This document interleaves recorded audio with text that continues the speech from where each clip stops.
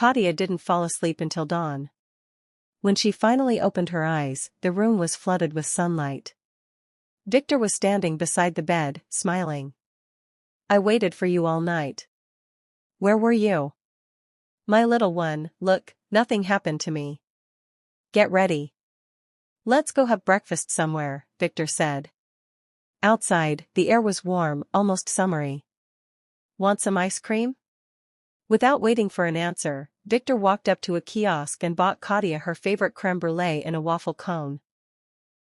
"You're in a good mood," Claudia said, licking the top of the ice cream.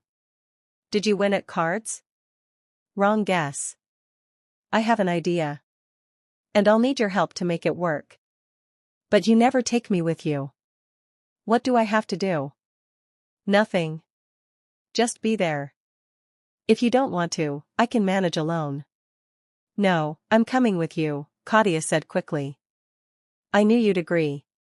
"You can pick out a white dress," Victor said indulgently, carried away by his good mood. "Really? Are you proposing?"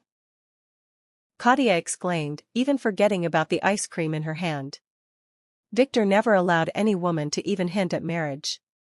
But Claudia was different. She was his lucky charm. A year ago, he had saved her from 3 thugs. Claudia lived with her mother in a small town. After her father left, her mother started drinking. Things got worse when she brought a man home and said he would live with them. He openly ogled Claudia, and one day tried to force her into bed. She managed to escape, jumped on a commuter train, and ended up in the big city. She had no money. No relatives. Nowhere to go. Her lost, frightened look attracted a group of guys who hung around the station looking for easy prey. Everything could have ended very badly, but Victor ran over when he heard her screams and fought them off. From that day on, they were together. Claudia fell in love with him. Tall, strong, well-dressed, handsome and smiling. Victor inspired trust just by looking at him. With him, she felt safe. He never hid the fact that his work wasn't exactly honest, but he never involved her in it. They sat on a bench by the embankment. The ice cream melted quickly in the sun. The waffle cone went soft, sticky sweetness ran down Claudia's hand, along her wrist, and dripped onto the hem of her dress. "Damn it!" Claudia jumped up, holding her hand away. "Just throw it away," Victor said lazily, squinting in the sun like a well-fed cat. Claudia tossed the soggy cone into a trash bin and licked the ice cream off her hand. "She's still such a child," Victor thought tenderly. "This job will pay well," he said. "But we have to think everything through. No mistakes.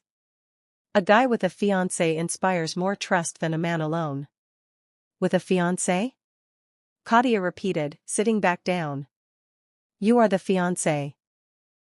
Victor put his arm around her shoulders, and she leaned into him. "Yesterday I heard about one crazy old woman. She has no one. Her husband died long ago, and her only son was killed years ago in a conflict zone. She keeps forgetting it and waits for him to come home from work every evening.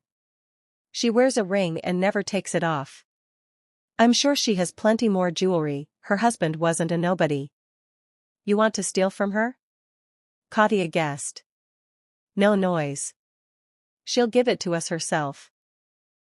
We'll show up as her grandson and his fiancé. Get it? Your job is to make her want to give you her jewelry as a wedding gift." Victor had his own principles, but Claudia felt sorry for the old woman. One thing to trick corrupt officials and their wives, another to deceive a lonely, trusting elderly woman. Buy a modest dress. "One she'll like," Victor said, not noticing Claudia's hesitation. "What if she figures it out? What if she doesn't recognize you as her grandson?" "She has memory problems. And she hasn't seen him in years." 2 days later, Victor and Claudia stood in front of a metal door on the 3rd floor of an old brick building. Victor looked Claudia over one last time and nodded, satisfied with her modest appearance. "Talk as little as possible, okay?" Claudia nodded. Victor rang the doorbell. Shuffling footsteps, a click of a lock. Claudia expected a frail old woman, but instead saw a short elderly lady in an old-fashioned dress with a white lace collar. Her gray hair was pinned back with a black bow.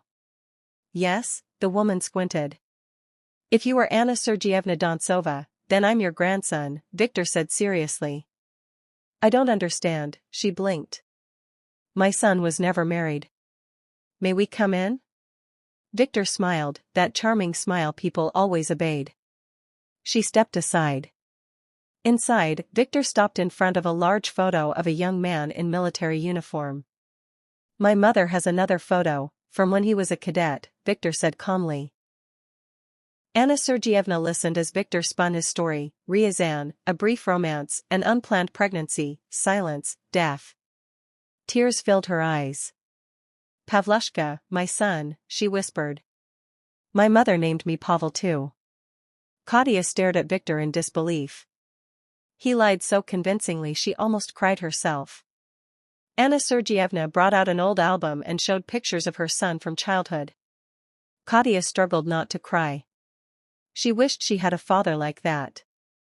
A grandmother like this. She realized Victor barely looked at the photos. He wasn't here to remember a son, he was here to rob a grieving woman. Katya suddenly knew she didn't want to be part of this. But Victor caught her look. "Don't pity her. This is work," he whispered when the woman went to the kitchen. "We won't rob her. You just need to get her talking. Make her show the jewelry." Over tea, Anna Sergeyevna spoke about losing her son. Katya gently steered the conversation toward jewelry. Soon, a brooch appeared. Then a ring. "This is a diamond," the old woman said, slipping the ring onto Katya's finger. "My wedding gift to you." Tears filled Katya's eyes. Later, when Anna Sergeyevna went shopping, Katya hid the jewelry in an old boot inside a box. That night, they tried to leave. But Anna Sergeyevna caught them in the hallway. What followed happened fast. Katya stood between Victor and the old woman. A blow struck her face, brutal, sudden. She almost lost consciousness. Anna Sergeyevna handed Victor a bag of money. "Take it and leave," Katya said firmly. "We won't tell anyone." Victor left. The next morning, the lock was changed.